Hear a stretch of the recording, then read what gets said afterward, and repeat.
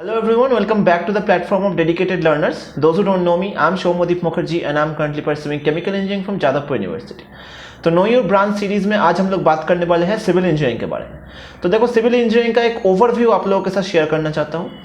देखो, general perception बन गया है कि सिविल इंजीनियरिंग में अभी कुछ नहीं रखा है। एक वक्त सिविल इंजीनियरिंग का मेन एक डोमेन कहा जा सकता था कि इंजीनियरिंग मतलब ही सिविल इंजीनियरिंग कहा जाता था।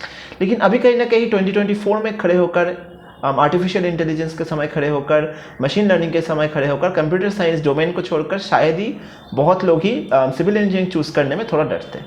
तो आप समझते हैं कि सिविल इंजीनियरिंग आपको चूज़ करना चाहिए या नहीं।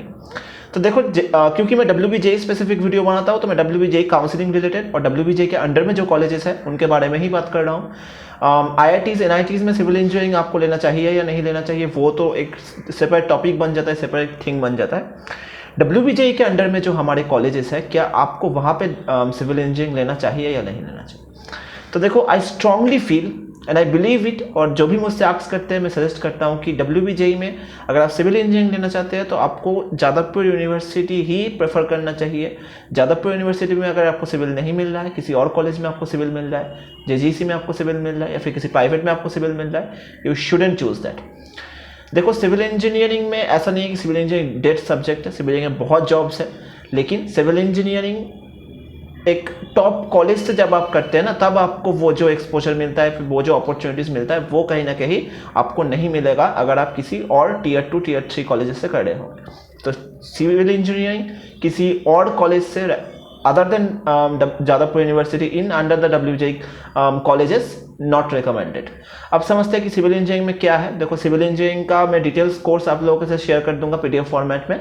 लेकिन सिविल इंजीनियरिंग में आपको सॉइल मैकेनिक्स, सॉलिड मैकेनिक्स, ऐसे फ्लूइड डायनामिक्स, ऐसे बहुत सारे टॉपिक्स देखने को मिलते हैं।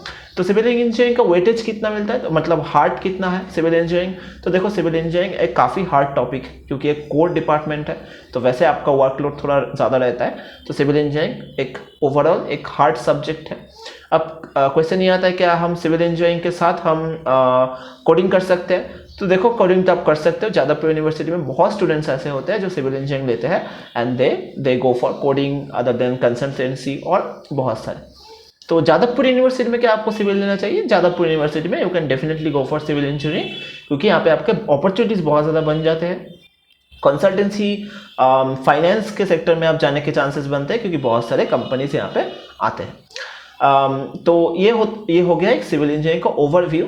तो यही मैं बताना चाहता था कि सिविल इंजीनियरिंग अगर आपको किसी और कॉलेज में मिल रहा है तो ये रिकमेंडेड नहीं है कि आप सिविल इंजीनियरिंग ले, या फिर और ये चीज़ें कुछ हर कॉलेज मतलब सारे कोर डोमेन के लिए ही ये सही है कि कोर डोमेन में जब भी आप जा रहे हैं तो आपको कॉलेज को प्रेफरेंस देना होगा रादर देन अगर आप ब्रांच मतलब आप किसी Tier 2 या Tier 3 कॉलेज में जा रहे हैं तो आपको कोर डोमेन को थोड़ा सा अवॉइड करने की कोशिश करना चाहिए। ओके, तो यही है सिविल इंजीनियरिंग के बारे में। तो course details I will be sharing with you, और यही है कि अगर आप चूज़ कर रहे हैं तो डेफिनेटली चूज़ कर सकते हैं। जादवपुर यूनिवर्सिटी में सिविल का अगर आप on an average placement record देखें तो 8 LPA के आसपास आपका एवरेज पैकेज रहता है, तो बहुत ही अच्छा है। आप चाहे तो आराम से चूज़ कर सकते हैं civil engineering. Okay, so thank you for watching the video, thank you very much.